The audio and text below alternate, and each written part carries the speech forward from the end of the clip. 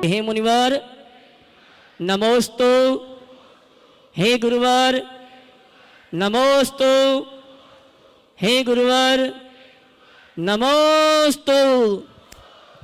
आइए गुरुवर के आशीर्वाद से हम और आप शंका समाधान का कार्यक्रम प्रारंभ करें। उसके पूर्व मैं उन श्रावक परिवार को आमंत्रित करूंगा जिन्होंने आज गुणायतन का अवलोकन किया और अपने भाव गुणायतन से जुड़ने का सौभाग्य प्राप्त किया है। सर्वप्रथम उन सौभाग्यशाली श्रावकों को आमंत्रित करूंगा, वो अपने स्थान में खड़े होकर गुरुवर के श्री चरणों में नमन करते हुए आशीर्वाद प्राप्त करेंगे। जिन्होंने गुणायतन में स्वर्ण दान देने का सौभाग्य प्राप्त किया है, श्रीमान सुरेंद्र कुमार सुमलता सिंगई दलपतपुर, अगर उपस्थित हैं तो वहाँ से खड़े होकर नमन करेंगे, और ना हो तो मैं चाहूँगा अनुमोदन में उनके लिए ताली बजाकर उनका सम्मान करें।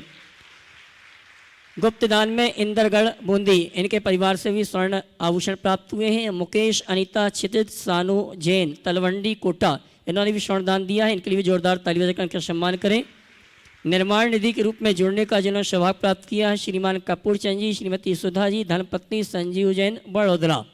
निर्माण दान के लिए स्वर्गीय चंद्रनाथ जी, मथुरा बाई जी, नवा रत्ना जी, पंडित जी जैन, पद्मलता जी किस्मती में, गुणधर सिंह सगरे जैन बेंगलोर, इन्होंने अपनी ओर से 31,000 रुपये की राशि प्रदान की। इनके लिए सम्मान में जोरदार ताली बजाकर सम्मान करें। और मैं अब उन सुधी श्रावकों को आमंत्रित करूंगा, वे आएंगे परम पूज्य मुनिवर के श्री चरणों में नमन करते हुए गुरु वंदना का सौभाग्य प्राप्त करेंगे। और हमारे गुणायतन परिवार के जिन ट्रस्टियों के नामों की घोषणा करूंगा, वे आएंगे, गुणायतन परिवार की ओर से सम्मान का कार्यक्रम संपन्न करेंगे। मैं सम्मान सहित आमंत्रित कर रहा हूँ जिन्होंने स्वर्ण दान दिया है, हमारे गुणायतन के श्रोमणी संरक्षक श्रीमान रज्जी लाल जी, श्रीमती जी। आइए मैं उनको बाद में बुलाऊंगा। सबसे पहले निर्माण मित्र के रूप में जिन्होंने जुड़ने का सौभाग्य प्राप्त किया है, श्रीमती मिली जैन, धर्मपत्नी रोहित जैन इंदौर, अगर उपस्थित हैं तो वे आए, परम पूज्य मुनिवर के श्री चरणों में नमन करते हुए गुरु वंदना का सौभाग्य प्राप्त करेंगी। आइए, नहीं है, उनके सम्मान में ताली बजाएं। इसी क्रम में श्रीमान प्रदीप कुमार, श्रीमती माया जी जैन, इंजीनियर प्रांजल, इंजीनियर अक्षत जैन टीकमगढ़ उपस्थित हैं तो वे यहाँ परम पूज्य मुनिवर के श्री चरणों में नमन करते हुए गुरु वंदना का सौभाग्य प्राप्त करेंगे। और उनके सम्मान के लिए मैं आमंत्रित करूंगा हमारे गुणायतन ट्रस्ट परिवार के श्रीमान निर्मल जी जैन आगरा, वे आएंगे, हमारे सम्मानी श्रीमान प्रदीप कुमार जी का सम्मान का कार्यक्रम संपन्न करेंगे। और आप जोरदार ताली बजाकर इनका सम्मान करें। और इसी क्रम में मैं आमंत्रित करूंगा उस परिवार को जिस परिवार की एक बिटिया बहन प्रतिभा स्थली से जुड़ी है, जबलपुर में अपनी सेवाएं दे रही हैं, सम्मान सहित आमंत्रित करूंगा जिन्होंने सूत्रधार के रूप में जुड़ने का सौभाग्य प्राप्त किया है, श्रीमती किरण जी सिंगई, मेजर संतोष कुमार जी सिंगई, संकल्प सारांश जी, श्रीमती तनुश्री विदिशा, डॉक्टर अनिल सिंगई।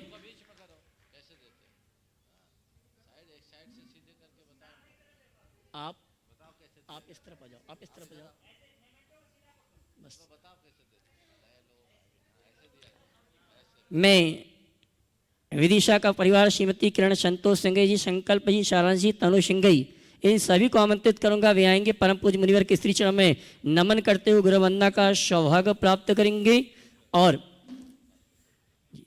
इनके सम्मान के लिए मैं आमंत्रित करूंगा हमारे गुणायतन ट्रस्ट परिवार के डॉक्टर प्रदुम्न जी दिल्ली, वे आएंगे और हमारे सम्मानी सूत्रधार श्रीमान किरण जी, श्रीमती किरण जी संतोष सिंह परिवार का सम्मान करेंगे। और आप जोरदार ताली बजाकर इनका सम्मान करें। और मैं ये कहना चाहूँगा, ये दोनों भाई श्रीमान संतोष जी सिंगई और साथ में श्रीमान सुनील जी सिंगई, दोनों ने सूत्रधार के रूप में गुणायतन से जुड़ने का अवसर सौभाग्य प्राप्त किया है। जोरदार ताली बजाकर इनका सम्मान करें। और इसी क्रम में सूत्रधार से के रूप में जुड़ने का सौभाग्य प्राप्त किया है श्रीमान स्वराज कुमार जी, श्रीमती उर्मिला रानी जी, अंकुर जी, नंदिनी आर्यन जैन फरीदाबाद। और इनके सम्मान के लिए मैं आमंत्रित करूंगा फरीदाबाद से श्रीमान स्वराज जी हैं महाराज जी। हाँ जी, श्रीमान प्रदीप कुमार जी, श्रीमती माया जी जैन, इंजीनियर प्रांजल जैन, इंजीनियर अक्षत जैन टीकमगढ़। अच्छा, नमोस्तु कर लें, आशीर्वाद प्राप्त कर लें। और आइए अगले पुण्यार्जक को आमंत्रित करूंगा जिन्होंने सूत्रधार के रूप में जुड़ने का सौभाग्य प्राप्त किया है, श्रीमान स्वराज कुमार जी, श्रीमती उर्मिला रानी जी, अंकुर जी, नंदिनी जी, आर्यन जी फरीदाबाद। और इनके सम्मान के लिए मैं आमंत्रित करूंगा अक्षय जैन फरीदाबाद। हाँ जी, फरीदाबाद वाले श्रावक हैं क्या उपस्थित? ताली बजा के उनका सम्मान करें। और आइए सूत्रधार के रूप में जुड़ने का जिन्होंने सौभाग्य प्राप्त किया, श्रीमान विमल जी जैन आगरा। श्रीमान विमल जी जैन आगरा अगर उपस्थित है तो वह परम पूज्य मुनिवर के शीश में नमन करते हुए आशीर्वाद प्राप्त करें। उनके अनुमोदन के लिए ताली बजाएं आप। और इसी क्रम में श्रीमान अनिल कुमार जी, श्रीमती कविता जैन, अर्पित जैन भोपाल, स्तंभ के रूप में इन्होंने गुणायतन से जुड़ने का अवसर सौभाग्य प्राप्त किया है। वे आएंगे, परम पूज्य मुनिवर के श्री चरणों में नमन करते हुए गुरुवंदना का सौभाग्य प्राप्त करेंगे। और इनके सम्मान के लिए मैं आमंत्रित करूंगा श्रीमती संरक्षक डॉक्टर शिवाजी जखारिया भोपाल। वे आएंगे, हमारे सम्मानी अनिल कुमार जी का सम्मान का कार्यक्रम संपन्न करेंगे और आप जोरदार ताली बजाकर इनका सम्मान करें।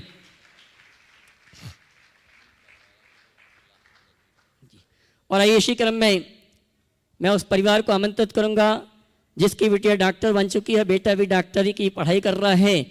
श्रीमान गुणायतन ट्रस्टी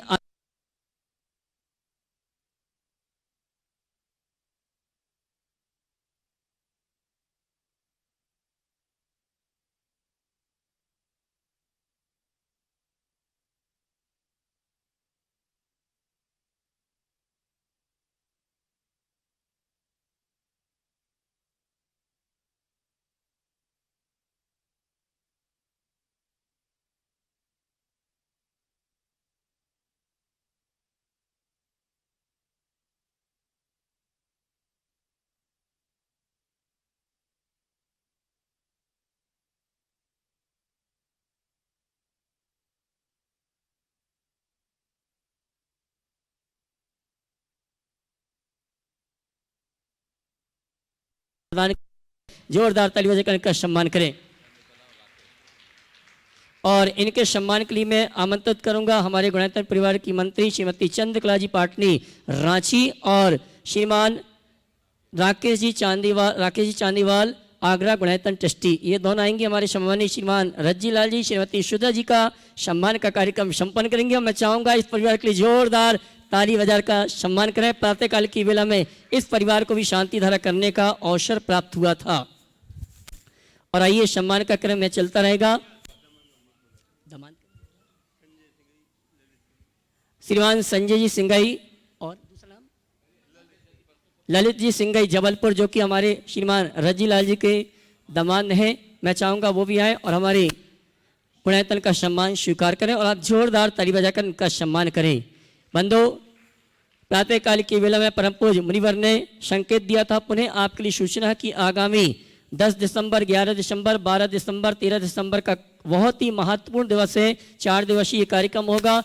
10 दिसंबर को परम पूज्य मुनिवर के सानिध्य में हमारे गुणायतन के जितने ट्रस्टी हैं, जितने गुणायतन के पदाधिकारी हैं और जो गुणायतन से जुड़े हुए हैं, उनका विशेष अधिवेशन इस वर्ष रखा गया है पिछिका परिवर्तन के पूर्व। तो जो भी गुणायतन ट्रस्टी हैं, अगर इस सूचना को सुन रहे हैं तो आप अपने आने की सूचना गुणायतन में प्रेषित करें, जिससे व्यवस्थित आपके रुकने आदि की व्यवस्था हम कर सकें। साथ ही परम पूज्य मुनिवर का चातुर्मास ऐतिहासिक प्रभावना के साथ संपन्न हुआ है। 11 दिसंबर को परम पूज्य युगल मुनि महाराज का भव्य पिछिका परिवर्तन का कार्यक्रम गुणायतन में दोपहर में 1 बजे से प्रारंभ होगा। और साथ में 12 और 13 दिसंबर, विगत 2 वर्षों में आपको सौभाग्य नहीं मिल पाया मुनिवर के सानिध्य में तीर्थराज शंबेश्वर की पैदल परिक्रमा करने का, लेकिन इस बार आपको अवसर मिल रहा है। 12 दिसंबर को प्रातःकाल की वेला में गुणायतन से ये पद यात्रा प्रारंभ होगी, परिक्रमा की यात्रा प्रारंभ होगी और परिक्रमा मार्ग में भी परम पूज्य मुनिवर की आहारचर्या होंगी। सायंकालीन संघ का समाधान का कार्यक्रम नीमिया घाट में होगा, रात्रि विश्राम वहीं पर होगा और 13 तारीख को समापन पद यात्रा प्रारंभ होगी, परिक्रमा यात्रा प्रारंभ होगी, गुणायतन में संपन्न होगी और गुणायतन में 13 दिसंबर की आहारचर्या होगी। मैं निवेदन करना चाहूँगा, जो भी आने के इच्छुक हैं इस परिक्रमा में आप अपने आने की सूचना प्रेषित करें, जिससे आपकी व्यवस्था को व्यवस्थित किया जा सके। और प्रातःकाल की वेला में मुनिवर ने एक संकेत दिया है कि कोई भी परिवार की महिलाएं अकेली ना आए, ग्रुप के साथ अगर आती हैं तो कोई दिक्कत नहीं है। और जिनको किसी प्रकार का कोई रोग आदि है, किसी प्रकार की बीमारी आदि है, वो भी इस यात्रा में सम्मिलित ना हो। और आइए चलते हैं हम और आप शंका समाधान के कार्यक्रम को प्रारंभ करेंगे।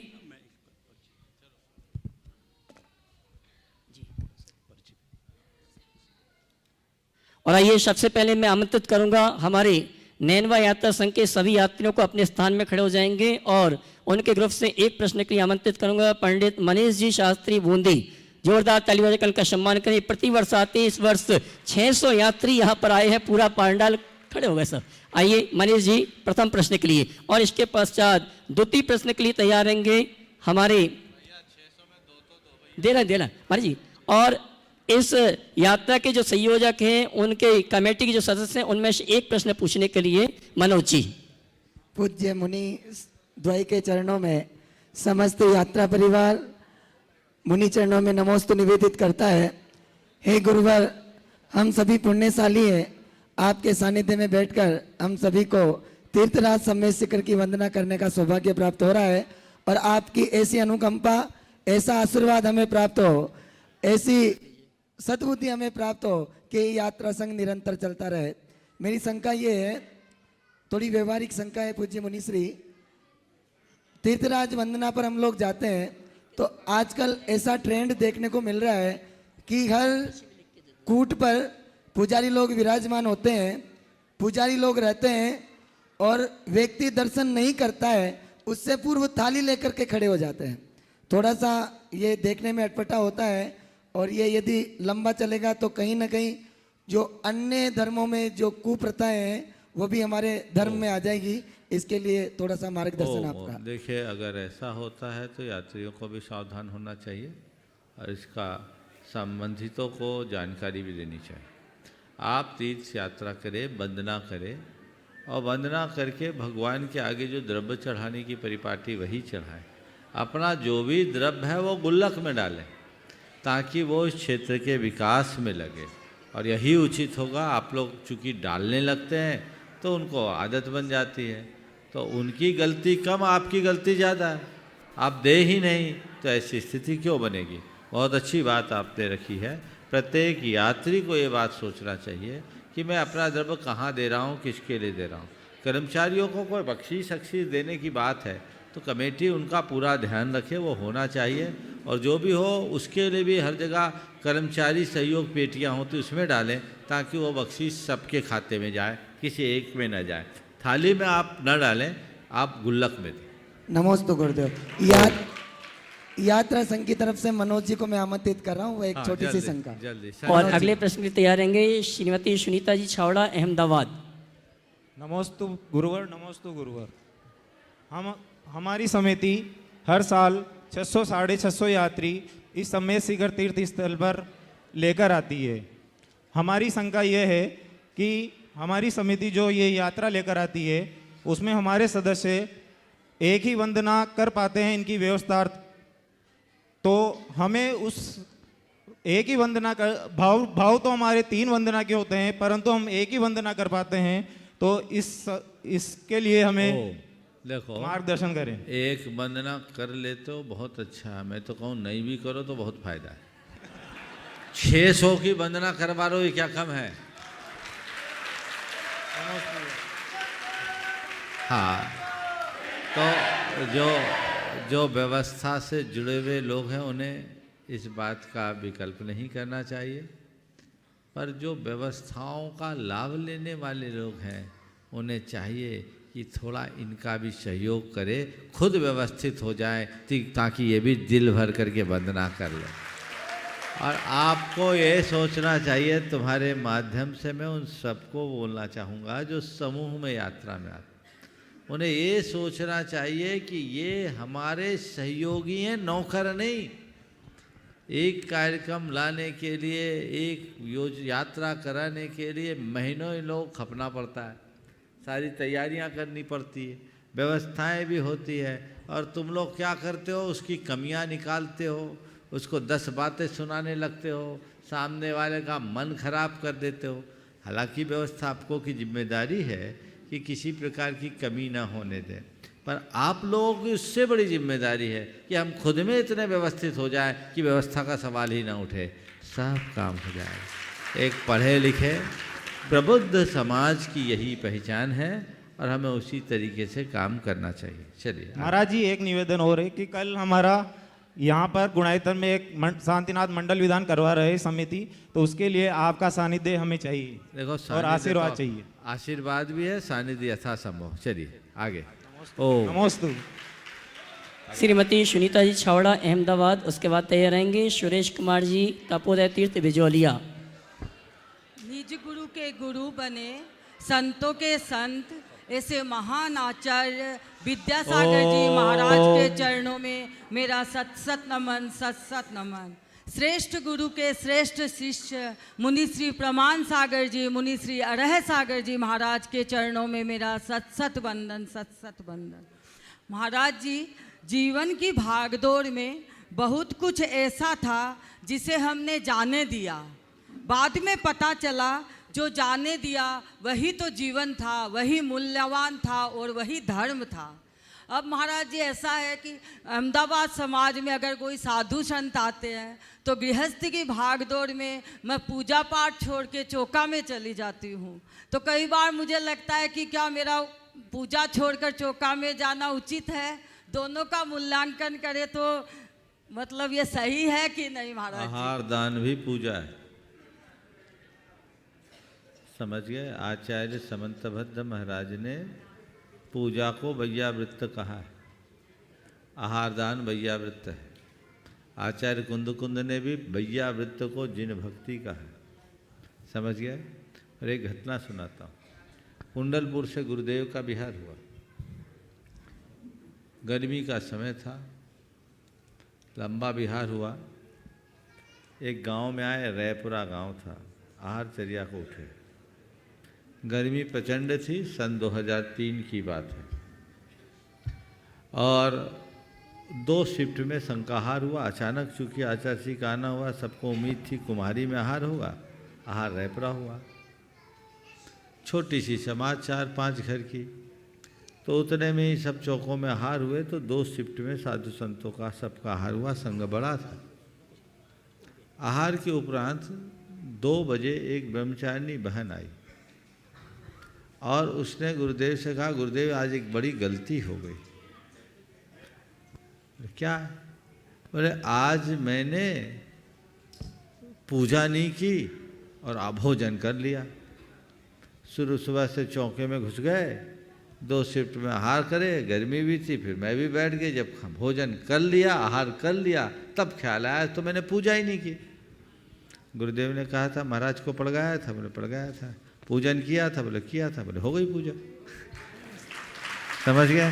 चलिए। नमोस्तु महाराज जी, नमोस्तु महाराज जी। श्रीमान सुरेश कुमार जी तपोदय तीर्थ बिजोलिया, उसके बाद तैयार रहेंगे हमारे सत्यनगर की युवा शांति शांतिनाथ दिव्य घोष के समस्त युवा शांति अपने स्थान में खड़े होंगे और एक प्रश्न करेंगे।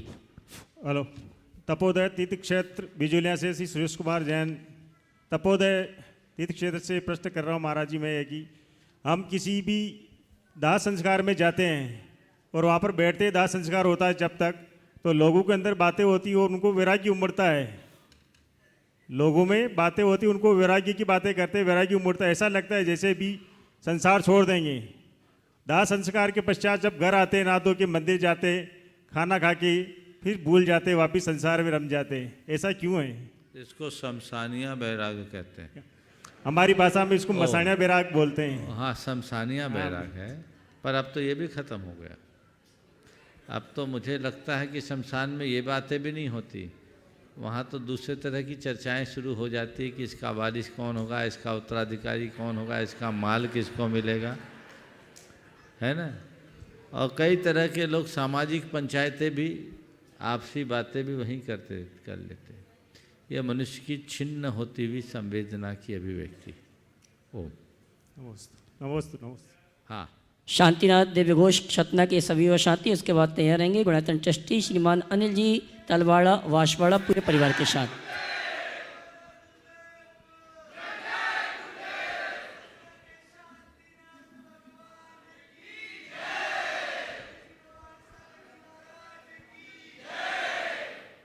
सकल दिगंबर जैन समाज सतना एवं शांतिनाथ दिव्य घोष परिवार सतना की ओर से दोनों महाराज जी के चरणों में 3 बार नमोस्तु नमोस्तु नमोस्तु।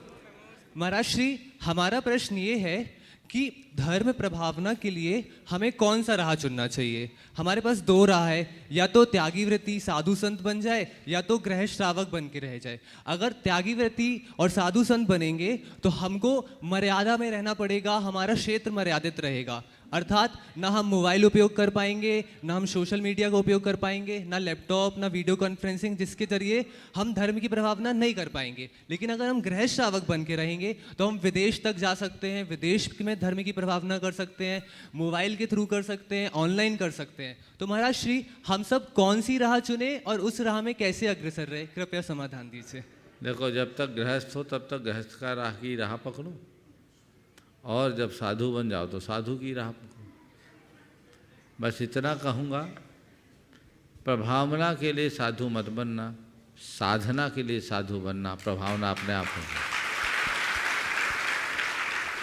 जो प्रभावना के लिए साधु बनते हो साधना नहीं कर पाते, पर जो साधना के लिए साधु बनते हैं वो महा आराधना कर लेते हैं और प्रभावना भी करते हैं। ये बात सच है कि धर्म की प्रभावना में मुनि और गृहस्थ दोनों की भूमिका है, समझ गए। मुनिजन जितनी प्रभावना करते हैं, गृहस्थों का भी उसमें बहुत बड़ा योगदान होता है। और आचार्य समंतभद्र महाराज ने प्रभावना अंग में वज्र घोष मुनिराज का स्मरण किया और उसमें रानी का भी योगदान रहा। आप लोग कहानी पढ़ोगे तो पता लगेगा, कहानी अभी मैं सुनाऊंगा नहीं।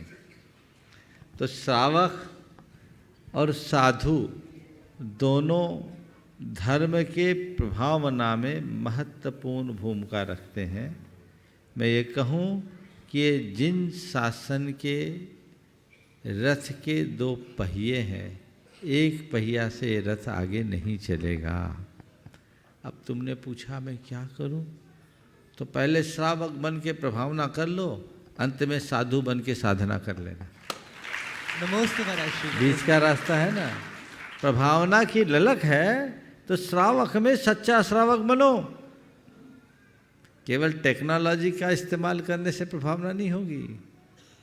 आत्म प्रभावनीयो रत्नत्रय तेजसा सततमेव दान तपो जिन पूजा विद्यातिशयश्च जिन धर्म। सबसे पहले रत्नत्रय के तेज से अपनी आत्मा को प्रभावी बनाना, यानी अपना आचार व्यवहार, अपनी निष्ठा को इतनी प्रगाढ़ बनाओ कि वो कहीं से हिले नहीं। और फिर रत्नत्रय के तेज से चमकाने के बाद दान करो, तप करो, भगवान की बड़ी बड़ी पूजा आराधनाएं करो, और ज्ञान के अतिशय से ज्ञान का प्रकाश फैलाओ, जिन शासन की महिमा को फैलाओ। ये प्रभावना है। बहुत अच्छा है तुम युवकों में यदि जैन धर्म की प्रभावना की भावना जग जाए तो अपने आप सब चकाचक हो जाए। मुश्किल तो ये है कि आज हमारे समाज की युवाओं को धर्म से जुड़ाव कम होता जा रहा है। वो इन सब बातों को उतना महत्व नहीं देते। बहुत अच्छा है, तुम सभी युवकों को मेरा बहुत बहुत आशीर्वाद। संकल्प लो कि मैं अपने जीवन में जितना बनेगा जैन धर्म की प्रभावना करूंगा, और कदाचित ऐसा नहीं कर पाया तो कोई बात नहीं, ऐसा कोई काम नहीं करूंगा जिससे जैन धर्म की अप्रभावना हो। समझ गए। मैं चाहूँगा एक बार इन युवाओं की जोरदार करतल ध्वनि से आप ये सतना के नवनिहाल बड़े उद्यमशील कर्मठ युवा हैं, हर सेवा में तत्पर रहने वाले और धर्म की प्रभावना में अग्रणी भूमिका रखने वाले। जब मैं सतना से यहाँ आया था, सतना प्रवास था, यहाँ आने के टाइम तब इन युवकों ने एड़ी चोटी एक करके कर रख दी थी, और सभी साधु संतों की सेवा करते हैं और सभी सुसंस्कारित युवक हैं। इन्हें बहुत बहुत आशीर्वाद। चलो नमोस्तु महाराज। गुणायतन ट्रस्टी श्रीमान अनिल जी तलवाड़ा वाशवाड़ा। उसके बाद मैं सम्मान से आमंत्रित करूंगा मुनिवर अक्षय सागर जी महाराज की गृहस्थ अवस्था की बहन विजया आरवाड़े महाराष्ट्र सांगली, जो विगत 3 महीने से साधना कर रही हैं, आज हमारे बीच से विदा ले रही हैं। हाँ जी महाराज जी, मेरा और मेरे पूरी परिवार की तरफ से त्रय बार नमोस्तु नमोस्तु नमोस्तु। महाराज जी, मेरा प्रश्न यह है कि जब हम पूजा करने बैठते हैं, स्थापना कर लेते हैं, उसके बाद हम या अभिषेक शांति धारा देखने या भूख लेने पूजा की उठते हैं, वो कहाँ तक सही है? स्थापना करते समय समझ लो कि बीच में शांति धारा होगी तो वो मेरी मर्यादा में, तो कोई दिक्कत नहीं है। ठीक है समझ। महाराज जी, एक और प्रश्न है। जब हम मंदिर जी से घर जाते हैं और बीच में किसी का घर पड़ जाता है और हम उनके वहाँ चले जाते हैं, वो कहाँ तक सही है? घर से मंदिर जाते समय मत जाना, मंदिर से घर जाते समय चले जाना। श्रीमती विजया आरवाड़े महाराष्ट्र सांगली। उसके बाद मैं सम्मान से आमंत्रित करूंगा वहीं शकुन दीदी सागर। नमोस्तु महाराज जी, नमोस्तु महाराज जी, नमोस्तु दोनों महाराज। सच्चा नमन महाराज जी। हम परसों जा रहे हैं, 3 महीने यहाँ रुके थे। इतनी साधना, इतने अच्छे व्रत, इतने अच्छे तप हुए आपके सानिध्य में, अब जाने को मन नहीं कर रहा है। वो साधना भी इसलिए हुई कि चंद्रकला दीदी के यहाँ भोजन, शकुन दीदी के यहाँ व्रत भोजन अच्छी तरह, इतनी अच्छी तरह वो अपने हाथों से हमें खिलाया। इसीलिए व्रत, साधना और तप इतनी अच्छी तरह तालियां बजाइए कि हम जाएंगे तो हमें जा नहीं रहा है, तो घर जाके हम ऐसी साधना और ऐसे कैसे करेंगे महाराज? बिल्कुल ऐसा ही संकल्प लेके जाओ तो सब हो जाएगा। बहुत बहुत आशीर्वाद। चलिए बहन शकुन दीदी जो आज हमारे बीच से सागर जा रही हैं, लेकिन इनका जाने का भाव नहीं है, उसके साथ आमंत्रित करूंगा। उसके बाद आमंत्रित करूंगा ब्रह्मचारी संजय भैया जी कटंगी। दोनों मुनिराजों को बारंबार नमोस्तु नमोस्तु नमोस्तु। महाराज श्री, एक हमारी मंदिर में एक बहन है, मेरी मंदिर में एक बहन है जिसने अपने 30 साल की उम्र में अपने पति को खोया। 5 बच्चे थे, एक बच्चे को पेट में छोड़ के गए थे वो। आज उनकी स्थिति मतलब बहुत ज़्यादा सीरियस ऐसी स्थिति है उनकी, लेकिन उनके बच्चे अपनी माँ का दर्द नहीं समझते, तो उन्हें बच्चे अपनी माँ का दर्द नहीं समझ पाते। तो कृपा उनको एक संबोधन दे देना। आज वो कल हमसे पूछेंगे कि आप महाराज जी से आशीर्वाद लाएंगे। और महाराज जी, मेरा प्रश्न है, जो व्यक्ति सबके बारे में सबकी खुशी चाहता है, सबके बारे में अच्छा सोचता है, वही व्यक्ति अपनी ज़िंदगी में अकेला क्यों रह जाता है? देखिए, पहले तो जिस बहन की बात आपने की है, मैं उन्हें आशीर्वाद दूंगा और कहूँगा धैर्य रखो, संभल रखो। हमारा काम हमने किया, बच्चों को अपना फ़र्ज निभाना चाहिए, कर्ज चुकाना चाहिए। पर यदि वो ऐसा नहीं करते तो मन को हताश मत होने दें, अपने मन को और मजबूत बनाएं और ये सोचें, जब मैंने आग की नदी पार कर ली तो अब क्या बचा है। स्वावलंबी बन कर के जीवन जिए, पर निर्भरता से अपने आप को मुक्त रखे। बच्चों का कर्तव्य है कि वो माँ बाप की अंतिम श्वास तक सेवा करे, उनका ख्याल रखे।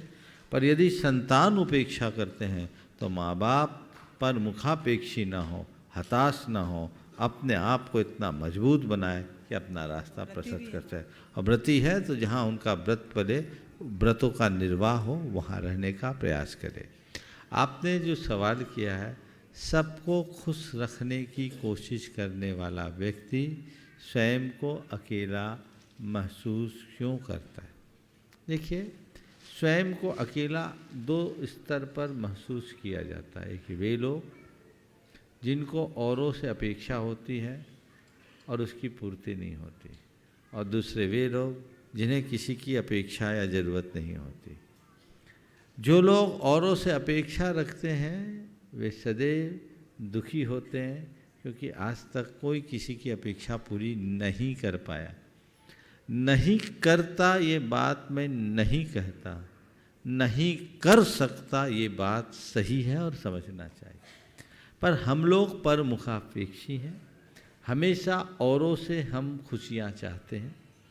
और इसीलिए आप अगर औरों को खुश रखने की भी कोशिश कर रहे हो तो ये इसी अपेक्षा से रख रहे हो कि वो मुझे खुशी देगा। ये कला बदलिए, खुद खुश रहो अपने में रहकर और औरों की खुशी में सहभागी बनो। सबको खुश रखोगे पर खुद कभी खिन्न नहीं हो सकोगे, चाहे दुनिया तुम्हें किसी भी हाल में क्यों न छोड़ दे। तो अपने को अपनी स्थिति में रहना चाहिए, अपने को अपनी स्थिति में रमने की कोशिश करनी चाहिए। जो दूसरा अकेलापन है वही एकत्व है, वही अध्यात्म की वास्तविक अनुभूति, जीवन के परम एकत्व का अनुभव।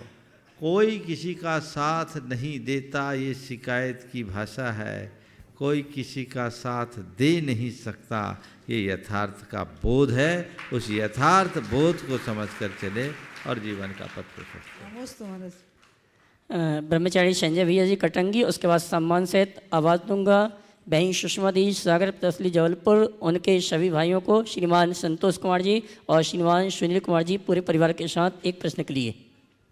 प्रातः स्मरणीय संत श्रोमणी आचार्य गुरुवर श्री विद्यासागर जी महामुनि राज की, परम पूज्य श्री प्रमाण सागर जी अरह सागर जी महाराज की।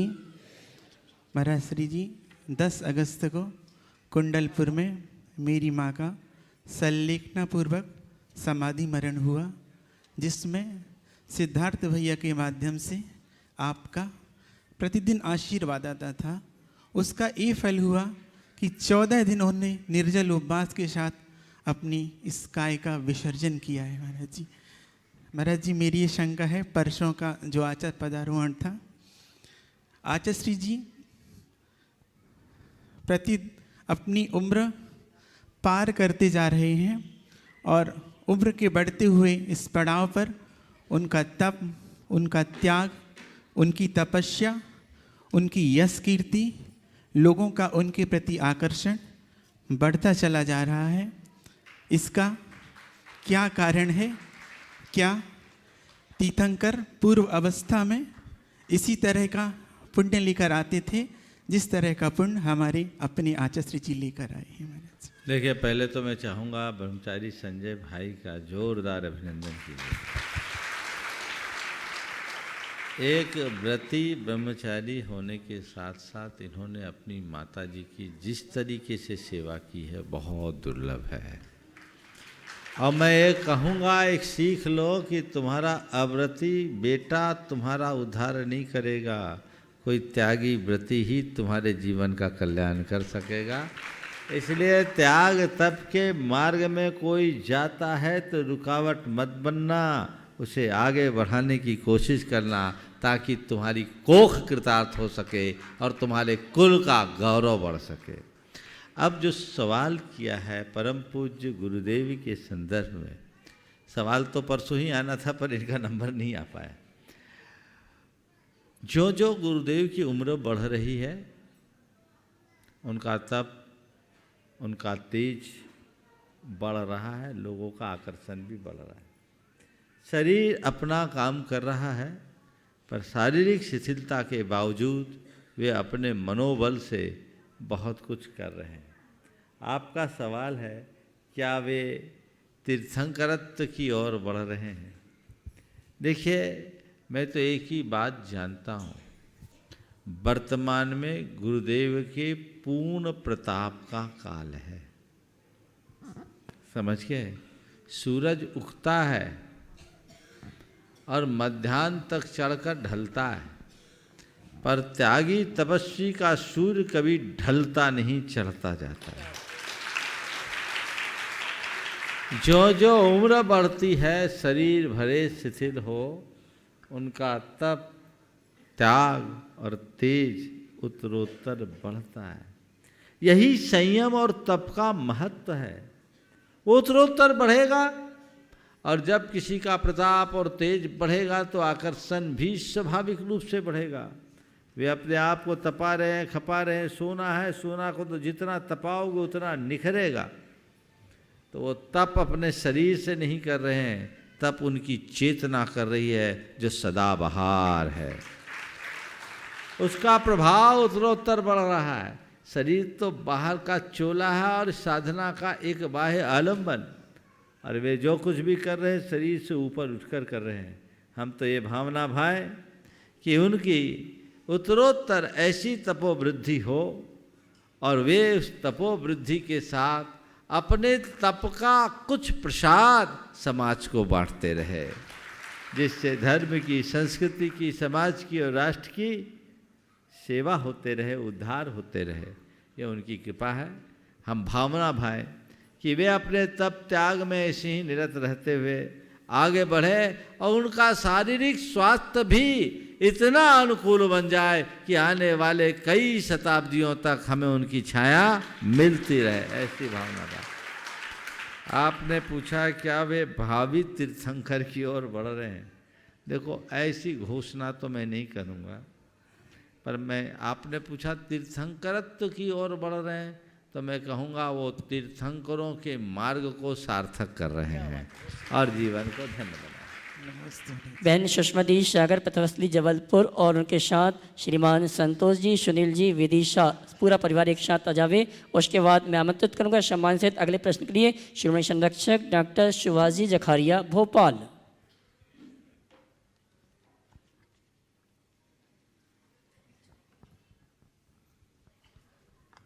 परम पूज्य गुरुदेव के चरणों में नमोस्तु करते हुए मुनिद्वय के चरणों में कोटि सा नमन।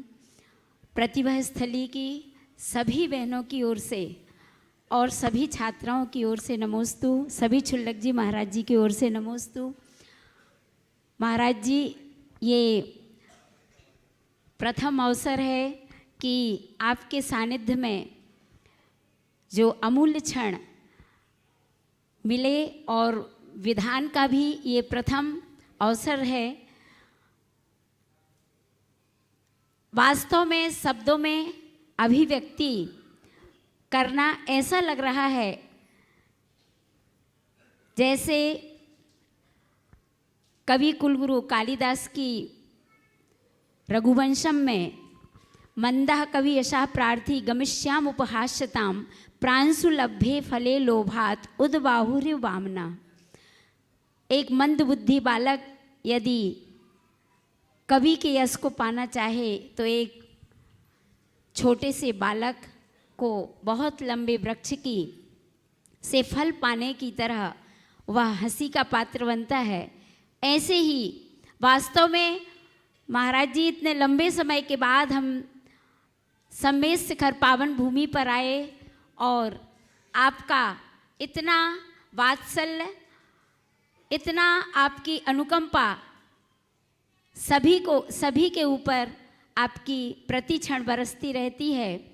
और हम बस यही भावना करते हैं। महाराज जी, कुछ हम लोगों का अंतराय कर्म था, दीपावली के अवकाश पर सभी बहनों को यहाँ उपस्थित होना था सम्मेद शिखर जी में, लेकिन अब जब भी संयोग बनेगा सभी बहनों को, और हम तो चाहते हैं जल्दी से जल्दी अनुभव केंद्र और गुणायतन मंदिर हम सबको एक साथ देखने के लिए जल्दी से जल्दी मिले।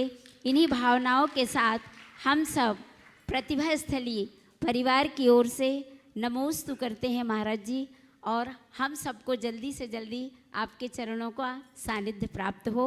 इन्हीं भावनाओं के साथ हाँ, सवाल। हाँ महाराज जी, कल हम लोगों ने अनुभव केंद्र का अवलोकन किया और जो भैया जी ने बताया उसको देख के बात जो आपके अनुसार कहते हैं हमारे मुंह से सिर्फ वो ही निकल रहा है। और हम इतने लालाती हैं कि कब हो और मैं कब उसका टिकट का रिजर्वेशन कराऊं, मुझे तो आप ये बता दीजिए। मैं बहुत थोड़े समय की प्रतीक्षा कीजिए, शीघ्र ही वो घड़ी आ रही। बहुत बहुत आशीर्वाद। हाँ, डॉक्टर सुभाष जी अपना प्रश्न रखें, उसके पूर्व मैं आमंत्रित करूंगा अजीत जी गंगवाल कोलकाता वे आएंगे। परम पूज्य मुनिवर के शीचों में नमन करते हुए गुरुवंदना का सौभाग्य प्राप्त करेंगे और उनके सम्मान के लिए आमंत्रित करूंगा श्रीमान गुणायतन ट्रस्टी पी.के. जैन साहब, लखनऊ। हाँ, जब कोई डॉक्टर साहब सवाल करें। हाँ, चाणक्य का एक नीति वाक्य है कि मनुष्य वही कृत्य करे जिसमें वह पारंगत है। अब महाराज जी, आज के लोक शिक्षा के हिसाब से आदमी काम करता रहता है, एक पर्टिकुलर चीज़ में पारंगत हो जाता है 60-70 साल की उम्र तक, और उसके बाद में वो अपना मार्ग बदलना चाहता है। ये समस्या सभी रिटायर्ड लोगों की है। उन सभी लोगों की है जिन्होंने 50, 60, 70 साल तक एक अलग तरह से काम किया, उसमें पारंगत हो गए हैं। अब महाराज जी यदि वो आध्यात्म की तरफ बढ़ते हैं या दूसरा कोई मार्ग चुनते हैं तो उनके लिए क्या निर्देशन है महाराज जी? देखिए, बात बिल्कुल सही है। चाणक्य जी का जो कथन है, मनुष्य वही मार्ग चुने जिसमें वो पारंगत है, लौकिक दृष्टि से बिल्कुल सही है। पर इसका दूसरा अर्थ है, मनुष्य को वही मार्ग चुनना चाहिए जिसमें जीवन की सार्थकता हो। इसे भी कभी नहीं भूलना चाहिए। हमने अपने प्रोफेशन को चुना, उसमें पारंगतता प्राप्त की, इसमें कोई संशय नहीं, एक बहुत अच्छी बात है और ये एक उपलब्धि भी है। आप जैसे एक चिकित्सक हैं और आपने चिकित्सा के क्षेत्र में एक अलग पहचान बनाई, ये आपके जीवन की एक उपलब्धि है। पर व्यक्ति को एक बात सदैव ध्यान में रखना चाहिए कि मेरा पेशा और मेरा धर्म, मेरे जीवन में दोनों के बीच संतुलन होना चाहिए। अभी तक मैंने जो किया वो अपने पेशे के लिए किया, वो मेरी जीविका का आधार था, और अब मुझे अपने जीवन का आधार तय करना है। व्यवसाय जीविका का आधार है तो धर्म जीवन का आधार है। जब तक आप उसे नहीं धारोगे, अपना उद्धार नहीं कर सकोगे। तो अपने जीवन का उद्धार करना चाहते हो तो हमें धर्म को धारण करना पड़ेगा और धर्म की ओर मुड़े। तो हमें वही कार्य करें जिसमें हम पारंगत हैं। तो पारंगतता थी, आपने किया, अब हमें उस कार्य को भी आगे करना है जिसमें हमें पारंगत होना है और जीवन को पार लगाना है। तो अभी तक तो हमने अपनी पारंगतता से एक पहचान बनाई है, अब हमें अपने आप को पार लगाने का उद्यम करना है। तो उसके लिए तो धर्म की नाव पर सवार होना ही पड़ेगा। तैयार होइए, मन बदलिए और आगे बढ़िए। और ये आज से नहीं, हर युग में। स्वयं चाणक्य के काल में सम्राट चंद्रगुप्त मौर्य ने अपने जीवन के अंतिम क्षणों में दिगंबर मुनि व्रत अंगीकार करके दीक्षा ली थी। ये सारे देश को पता है, सारे इतिहास के गाथाओं में निबद्ध है। और आप कभी पढ़िएगा डिस्कवरी ऑफ इंडिया तो उसमें इस बात का उल्लेख भी है कि सम्राट चंद्रगुप्त दिगंबर मुनि बने। ऐसा और श्रवण बेलगोल के गुफा में शिलालेखों में उनका उल्लेख भी है। तो ये क्या हुआ, चंद्रगुप्त जब तक राजा थे तब तक एक श्रेष्ठ राजा हुए, और जब साधु बने तो एक साधु बने। मैं आप जैसे लोगों से कहता हूँ, अगर आपके जीवन का पूर्वार्ध एक अच्छे प्रोफेशनल के रूप में विकसित हुआ तो कोई बात नहीं, उत्तरार्ध एक अच्छे साधक के रूप में भी हो सकता है। और एक नीति है, जे कम में सूरा ते धम में सूरा। अभी एक बात और कहूँगा इस संदर्भ में। आजकल एक थोड़ा भ्रम हो गया है कि धर्म तो बाल ब्रह्मचारियों के ही बस का है। ये गलत है। अरे 24 में 19 ने गृहस्थी बसाई, 5 रह गए, वो भी हुंडाओ सर्पनी के कारण। समझ गए? बात अलग है कि हम लोग भी सब बाल ब्रह्मचारी हैं, पर मैं तो सोचता सब बाल ही ब्रह्मचारी हो जाएंगे तो आगे ब्रह्मचारी पैदा कहाँ से होगा? जनरेशन बने रहना चाहिए। तो गृहस्थ भी अपना कल्याण कर सकता है, उनके लिए मार्ग है। हमारे तीर्थंकर भगवंतों ने गृहस्थाश्रम को सार्थक करके संन्यास आश्रम अंगीकार किया। तो आप गृहस्थ हो, सदगृहस्थ बनो, ग्रस्त मत हो। अपना कर्तव्य पूर्ण करो। बच्चे जब तक दायित्व संभालने के योग्य न रहे तब तक घर गृहस्थी व्यापार व्यवसाय से जुड़ो, और जब लगने लगे कि ये सब काम हो गया तो स्वयं के उत्तरदायित्वों को पहचानते हुए कल्याण का रास्ता अंगीकार करो। लेकिन क्या करूं, आजकल लोग टायर्ड हो जाते हैं, रिटायर्ड होने का नाम नहीं लेते। और डॉक्टर तो आखिरी तक रिटायर्ड होता ही नहीं। डॉक्टर साहब जितना पुराना होता है उसकी उतनी प्रसिद्धि होती है ना। तो उसको आपको निर्वृत्ति की ओर बढ़ना होगा, स्वयं निर्णय लेना होगा, तय करना होगा, तभी पार लगोगे। अगर चाहते हो कि अब मेरा आवागमन छूटे तो परिवज्यदु सामन्नम यदि इच्छति दुख परिमोक्षम। अगर दुखों से मुक्ति चाहते हो तो सामान्य को अंगीकार करो। अब आप बोलोगे महाराज आपके यहाँ तो वैकेंसी ही नहीं है वहाँ तो केवल बाल ब्रह्मचारियों की लाइन है। अब ये मेरा विषय नहीं है, लेकिन मैं ये नहीं कहता कि वैकेंसी नहीं है। गुरुजी ने अब व्यवस्था भी बना दी है और संलेखनापूर्वक हम अपना अंत बहुत अच्छे से कर सकते हैं। हमारी यही भावना होनी चाहिए। हर व्यक्ति को मन में भाव धारना चाहिए कि मैं मरूंगा नहीं, मुझे मरना नहीं है। एक संकल्प लो, मुझे मरना नहीं है, संलेखना के साथ देह परिवर्तन करना है, भेद विज्ञान के साथ देह बदलना है। अज्ञानी मरता है, ज्ञानी तो केवल शरीर बदलता है, चोला बदलता है। जब ये चोला ऊपर का है तो फिर क्या डर। हमारी तैयारी वैसी होनी चाहिए, शहर से बदलूंगा और उसके लिए अपने आप को तैयार करूंगा। तो जब तक हम संलेखना के स्वरूप को नहीं समझते, उस अनुरूप रास्ता अंगीकार नहीं करते, तब तक ऐसा नहीं हो सकता। नमोस्तु महाराज जी, नमोस्तु। और आइए मैं सम्मान से आमंत्रित करूंगा श्रीमान अजीत जी गंगवाल कोलकाता परिवार के साथ आएंगे, गुरुवंदना का सौभाग्य प्राप्त करेंगे और उनके सम्मान के लिए आमंत्रित करूंगा गुणायतन ट्रस्टी श्रीमान पी.के. जैन साहब लखनऊ। इसी क्रम में जिन्होंने सूत्रधार के रूप में जुड़ने का सौभाग्य प्राप्त किया है श्रीमान आशीष जी भारिल अशोक नगर सपरिवार आएंगे, परम पूज्य मुनिवर के श्री चरण नमन करते हुए गुरुवंदना का सौभाग्य प्राप्त करेंगे और उनके सम्मान के लिए आमंत्रित करूंगा गुणायतन ट्रस्टी श्री नेमीचंद जी जैन शमशाबाद। और बंधु मैं ये कहना चाहूँगा, आज हमारे समाज को गौरव प्रदान किया उस युवा साथी ने।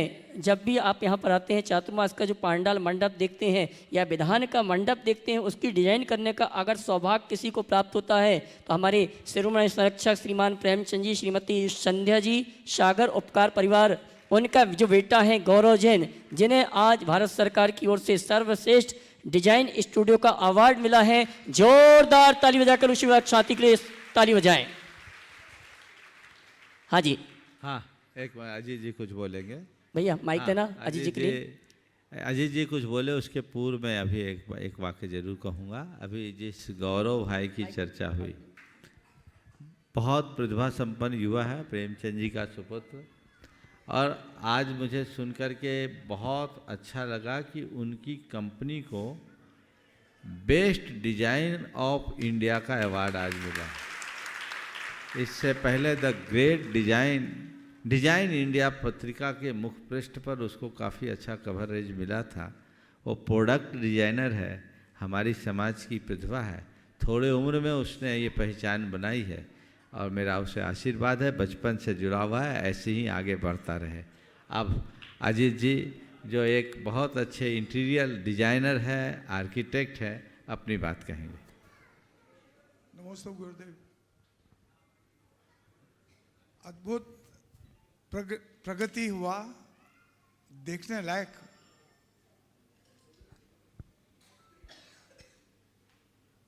हम इसमें एक नौका में एक पतवार छोड़ना चाहते हैं। बहुत सुंदर। अजीत जी का स्वागत है। अजीत जी ऐसे आप जैसे लोगों की ज़रूरत ही है यहाँ पर। अभी बात करूँगा अलग से। आपको नौका में पतवार नहीं, हम तो नौका की में सवार करके पार लगाने के लिए बिठाना चाहेंगे। बहुत बहुत आशीर्वाद। चलिए।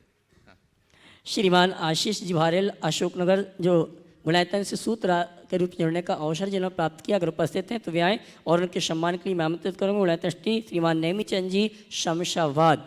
नेमीचंद जी शमशाबाद अगर उपस्थित हैं तो वे आएंगे, हमारे सम्मानी सूत्रधार जी का सम्मान का कार्यक्रम संपन्न करेंगे। और बंधु आगामी 11 दिसंबर को गुणायतन में परम पूज्य मुनिवर युगल मुनिराज का भव्य पिछिका परिवर्तन का कार्यक्रम दोपहर 1 बजे से प्रारंभ होगा और साथ में 12 और 13 दिसंबर को तीर्थराज शंबेश्वर की पद यात्रा परिक्रमा पैदल यात्रा परम पूज्य मुनिवर के सानिध्य में प्रारंभ होगी और 10 दिसंबर को परम पूज्य मुनिवर के सानिध्य में राष्ट्रीय गुणायतन का राष्ट्रीय अधिवेशन होगा। मैं आप सभी से ये कहना चाहूँगा, जो भी यहाँ आने के लिए तैयार हैं अपनी सूचना प्रेषित कर दें जिससे उनकी व्यवस्थाओं को व्यवस्थित किया जा सके। और आइए अगले प्रश्न के लिए आमंत्रित करूँगा हमारे गुणायतन ट्रस्टी डॉक्टर धन्य कुमार जी भोपाल, उसके बाद तैयार रहेंगे गुणायतन ट्रस्टी डॉक्टर प्रदुम्न जी दिल्ली।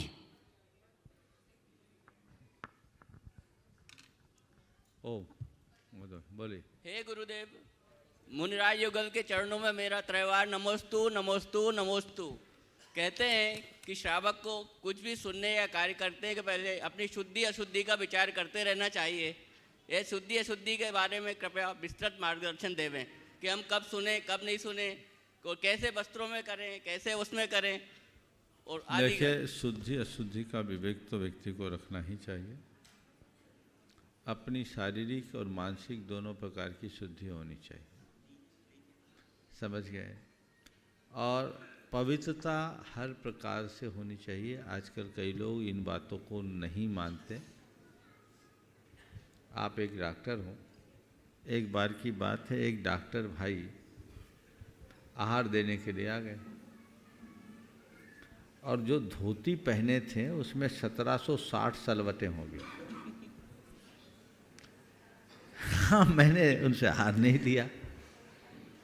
मैंने वो कोई एकदम पोटली में बांध के रखी होगी कहीं से और निकाल के दे दिए। तो वो ऐसी सलवट वाली धोती पहन के आए, मैंने उनसे आहार नहीं दिया। तो बाद में वो बड़े दुखी होकर के कहा, महाराज जी आज आपने आहार क्यों नहीं दिया? बोले आप डॉक्टर हो ना? बोले डॉक्टर हैं। सर्जरी करते हो? बोले करते हैं। तो क्या करते हो? किसी भी कपड़े में सर्जरी कर लेते हो? बोले नहीं महाराज जी, उसके लिए तो स्पेशल कपड़े को रखना पड़ता है, सब स्टेरिलाइज्ड होता है। बोले क्यों? बोले महाराज जी उसमें इन्फेक्शन का चांस होता है, कोई बैक्टीरियाज वगैरह हो सकता। तो हम बोले भाई जब आप डॉक्टर होके एक सर्जरी में इतनी सावधानी रखते हैं तो ये जो कपड़ा आप पहन के आए, ऐसा कपड़ा पहन के सर्जरी करने जाओगे क्या? जिन कपड़ों में आप सर्जरी नहीं कर सकते उन कपड़ों में आहार कैसे दे सकते हो? तो आप सबसे मैं कहूँगा ये अहिंसा का विज्ञान है, शुद्धि का विवेक रखना चाहिए। केवल धुले कपड़े का नाम शुद्धि नहीं है, शुद्धता के साथ पासुकता जिसमें है उसका नाम शुद्धि है। धुले कपड़े तो ड्राई क्लीनर से भी आते हैं पर उसमें वो पवित्रता नहीं, इसलिए पवित्रता का ख्याल रखना चाहिए। एक गलती आप लोग करने लगे हैं आजकल, उतरे हुए कपड़े पहनकर शुद्धि बोलते हैं। महान पाप होता है, खासकर महिलाओं के साथ ऐसा होता है। हम लोग सफ़ेद कपड़ों में आहार लेते हैं तो किसी के भी कपड़े ले लेते हैं, जो दे के आया चेंज करके आ जाते हैं। कई तो पकड़ में आ जाते हैं, कई नहीं पकड़ते। ऐसा मत करो, मत दो, अनुमोदना कर लो। देह परस्ते होय अपावन निस दिन मल जारे। तो शरीर के स्पर्श मात्र से सब अपवित्र हो जाता है। इसलिए इन सब का विवेक रखना चाहिए, चाहे हारदान हो, चाहे भगवान का अभिषेक हो। इन सब क्रियाओं में आप जितनी शुद्धि का पालन करेंगे उतना अच्छा होगा। एक बार एक युवक ने बड़ा विचित्र सा सवाल किया। उसने कहा महाराज जी एक गैर सोले वाला 100 सोले वाले को असोला में बदल देता है, तो 100 सोले वाले मिलकर एक गैर सोले वाले को 16 में नहीं कर सकते? भावजी अब उत्तर तो मुझे देना ही था। मैंने कहा एक सड़ा आम पूरी टोकनी के आम को सड़ा देता है। मैंने कहा एक सड़ा आम पूरी टोकनी के आम को सड़ा देता है, पर पूरी टोकनी के अच्छे आम एक सड़े आम को अच्छा नहीं कर पाते। इसलिए सड़े आमों से दूर रहना ही अच्छा है, समझ गए ना? ये बात समझने की है। इसलिए हमें हर बात को विवेक पूर्वक ध्यान रखना चाहिए। ओम। कृतार्थ हुआ मैं। गुणायतन ट्रस्टी वास्तविक डॉक्टर पिदम जी दिल्ली, उसके बाद तैयार रहेंगी गुणायतन मंत्री श्रीमती चंद्रकला जी। ओम। समाप्ति पे नमोस्तु महाराज श्री। इसलिए मेरा प्रश्न, परसों आपने एक हालात और निर्णय के ऊपर कुछ बोला था, उससे रिलेटेड है कि अगर कोई व्यक्ति संयम पथ पे, वैराग्य पथ पे आगे बढ़ता है, हालात के विपरीत जाके कोई निर्णय लेता है, तो उसमें द्रव्य काल क्षेत्र का क्या हिस्सा होता है? खाली उसी का होता है, निर्णय का होता है, या फिर पूर्व जन्म के संस्कारगत भी वो निर्णय लेने में सक्षम होता है? जो आगे बढ़ता हो इतना विचार नहीं करता, चढ़ जाने के बाद जो होता है उसमें लड़ जाता है। विचार करने वाला ही विचार करते ही रहता है, अरे अब क्या होगा क्या होगा क्या होगा। एक दफ़े गुरुजी ने कहा से किसी ने बोला कुछ लोग हैं आगे बढ़ जाते हैं और उसके बाद फिर दिक्कत हो जाती, तो देख करके मन में हिम्मत नहीं होती। तो गुरुजी ने कहा रोटी खाने से किसी को दस्त लग जाए तो रोटी अभक्ष नहीं होती। उसको दस्त लगा रोटी की कमी के कारण कि उसकी हजमे के कमी के कारण। तो एक की बदहजमी सबकी बदहजमी थोड़ी बनेगी। अगर कोई आगे बढ़ कर के स्खलित होता है, इसका मतलब ये नहीं कि हम भी स्खलित होंगे। हम वैसा स्खलन नहीं करेंगे, अपने आप को तरोताज रख कर चलेंगे, जिससे हमारा जीवन अच्छा बन सके। समय आप सबका हो गया, यहीं पर विराम। बोलिए परम पूज्य आचार्य गुरुवर श्री विद्यासागर जी महाराज की।